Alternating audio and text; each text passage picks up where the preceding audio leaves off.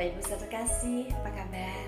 Tentunya Bapak Ibu terkasih dalam kondisi yang sehat, penuh semangat karena Roh Kudus ada di dalam kehidupan kita.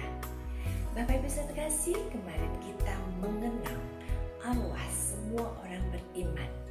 Kalau kita mengenal arwah berarti berhubungan dengan kematian. Kata kematian bukanlah kata hal yang baru. Hampir setiap hari kita mendengar bapak itu meninggal, ibu itu meninggal. Nah, kalau kita mendengar apa yang katanya kematian, banyak sekali orang yang merasa ketakutan untuk kematian. Tetapi mari kita lihat di dalam bahwa karena bagiku hidup adalah Kristus dan mati adalah keuntungan. Nah, Bapak Ibu sekasih, kalau mati adalah suatu keuntungan, berarti di dalam kehidupan kita tidak akan ada pernah yang mengatakan turut berduka cita, bahkan mungkin mengatakan adalah turut bersuka cita. Nah, jadi Bapak Ibu terkasih, di dalam Filipi mengatakan kalau kematian itu adalah merupakan suatu keuntungan, walaupun pada waktu dipanggil orang yang kita kasihi tentu ada duka cita. Karena apa? Karena ada suatu kerinduan bahwa kita tidak akan pernah lagi bertemu dengan mereka. Tetapi pada hari ini saya ingin bercerita Bapak Ibu terkasih, bagaimana kita mempersiapkan soal kematian dengan sebuah ilustrasi. Sebuah cerita yang mengatakan bahwa ada seorang raja di mana dia sudah sepuh dan dia akan meninggal, sehingga dia mempersiapkan untuk menyerahkan kerajaannya kepada rakyatnya. Nah, raja mengatakan bahwa kerajaan ini akan aku serahkan kepada kalian, cuma dengan syarat bahwa selama 5 tahun sudah memegang kerajaan ini akan dibuang ke sebuah hutan belantara yang penuh dengan binatang buas. Nah, lalu ada seorang anak muda yang mengatakan, lebih baik raja, saya ingin menjadi raja.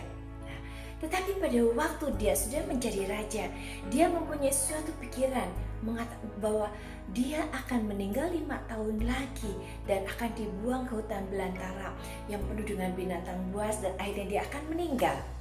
Akhirnya selama 5 tahun dia bukan menjadi raja yang baik, tetapi menjadi raja yang ketakutan, yang penuh kekhawatiran karena akan dia meninggal.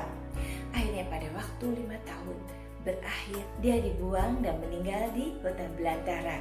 Nah, Bapak Ibu terkasih, akhirnya kembali datang lagi seorang pria yang mengatakan, aku ingin menjadi raja. Syaratnya sama, 5 tahun dia akan dibuang ke hutan belantara dan di sana ada binatang buas. Nah, pria yang kedua ini pun juga dia bilang bahwa saya 5 tahun lagi pasti akan meninggal, berarti saya hidupnya akan penuh dengan sukacita, yaitu dengan foya-foya, pemabukan, pesta pora, sehingga selama 5 tahun dia tidak mempersiapkan diri, tetapi dia penuh dengan sukacita, dan akhirnya 5 tahun dia dibuang ke hutan belantara dan mati dimakan oleh binatang-binatang buas. Nah, akhirnya periode yang ketiga, raja mengatakan kembali bahwa hayo, siapa yang mau, yang ingin menjadi raja lagi, dan 5 tahun kemudian pasti akan kembali dibuang ke hutan belantara itu. Nah, Bapak Ibu terkasih, seorang pria ini datang kepada raja, oke, saya siap menjadi raja 5 tahun ke depan.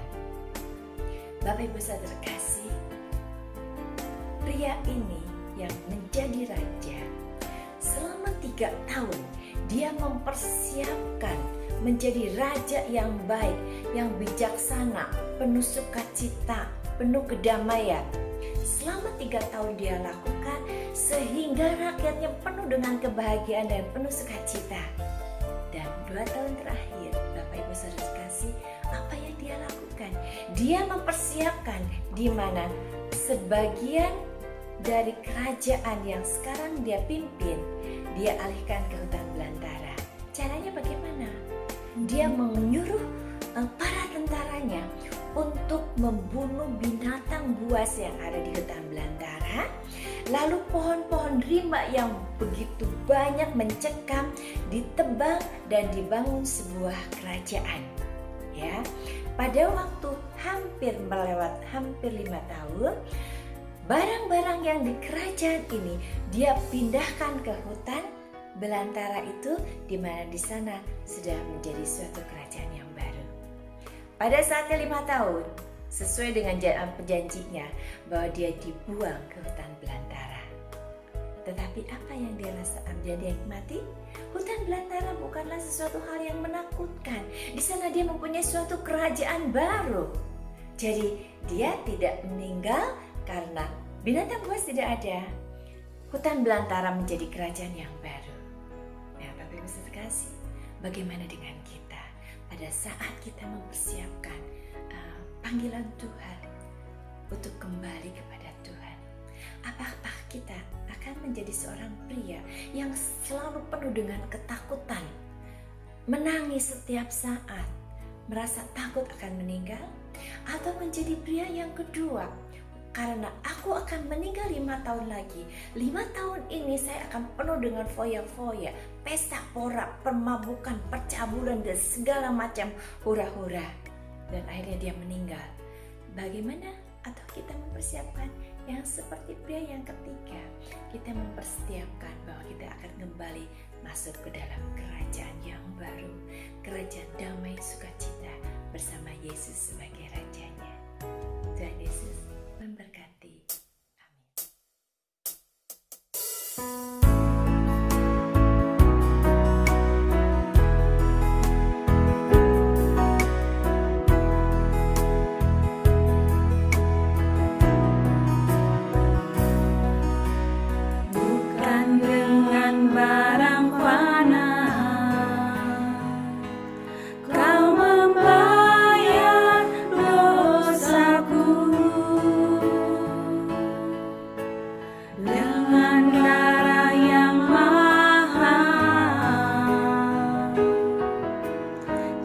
Dan